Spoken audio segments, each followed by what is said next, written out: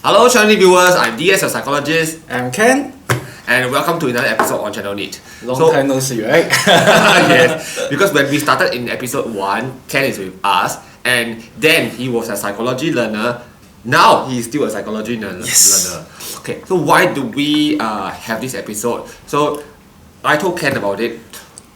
It happened quite recently. I was made to mark some exam scripts. I was a little bit appalled by what is happening to some of the students' scripts that I've actually marked.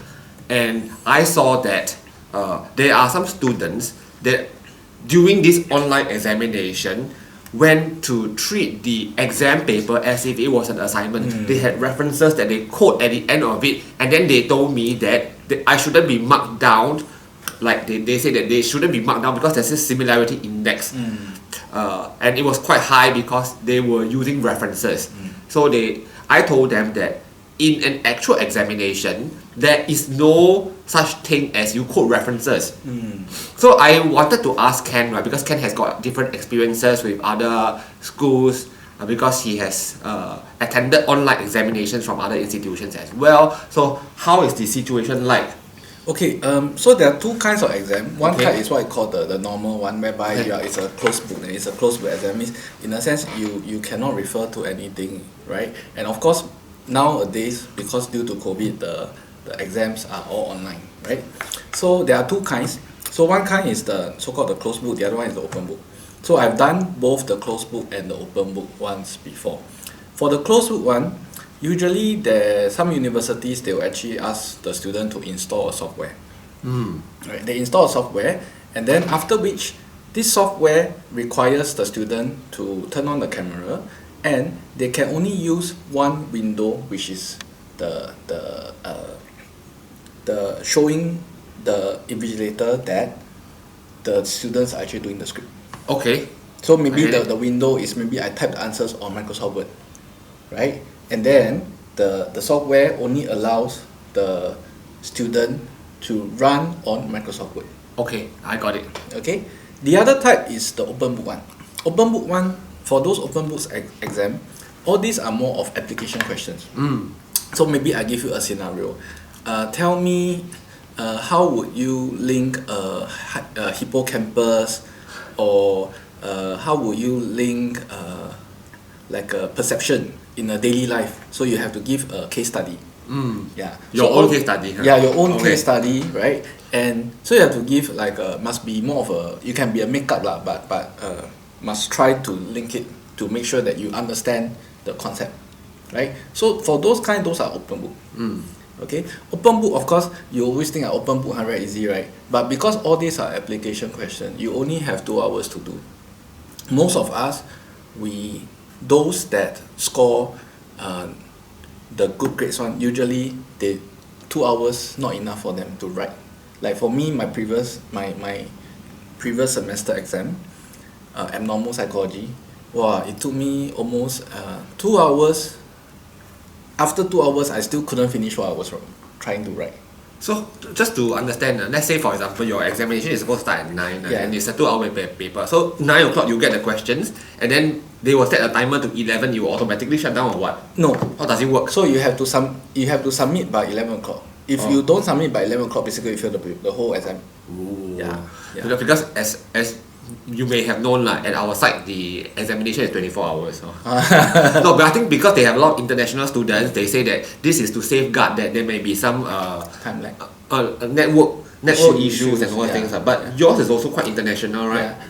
Mine is more of a local, but even though, let's say for example, in my previous university, if the students are of different time zone, they have to base on the European time zone. Means regardless of I think there's 2 different time slots.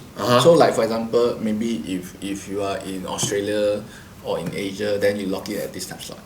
If you are in America, you log in at a different time slot. But the questions are actually the same. Yeah, the questions are actually the same.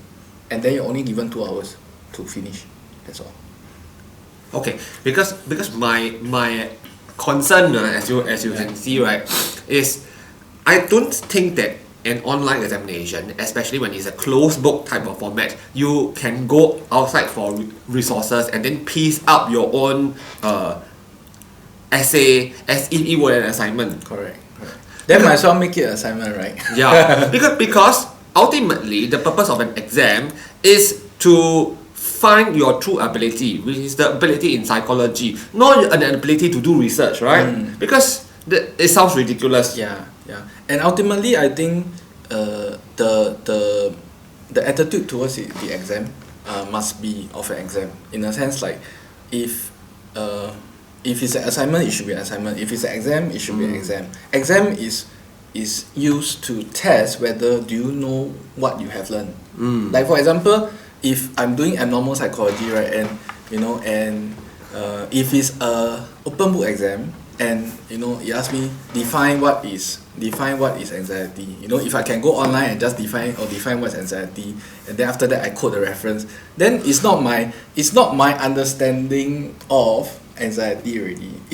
It's somebody's understanding of anxiety, you see. Yeah, because I think a lot of times, right, last time I used to really enjoy a closed book type of examination where you do it in an examination hall, because you read and then you distinguish yourself from other classmates, because like how hardworking I am, I will pore over all the books, I make my own judgment, I piece them together in the examination hall itself. Now that things have gone online a lot, this element of your conscientiousness we cannot really tap onto anymore. Like there is no difference between a student A and a student B in terms of what they really know of that particular topic. So I'm not very sure about this. So I hope that while this is a trend for students to go online, that we could eventually still have a physical paper, huh? Yeah. You like to do physical papers? I like to do physical paper, yeah. But sometimes the writing can really kill me, you see. So handwriting, you mean tired? You write until very tired, 2 hours. You write. Imagine you type for 2 hours. It's very very tiring already. Type for 2 hours tired. So how long are you expecting to graduate, huh? Another 3 to 4 years. So long? Yeah, a lot of modules to take, We started in 2020 our YouTube together, and you were studying. Now you're still doing. I'm still studying. Okay, we wish all the best. So anyway, thank you for watching this episode. I think this episode really helps you to understand that if I were your lecturer, from my point of view, a lot of the things that may be acceptable for other lecturers, not acceptable over here.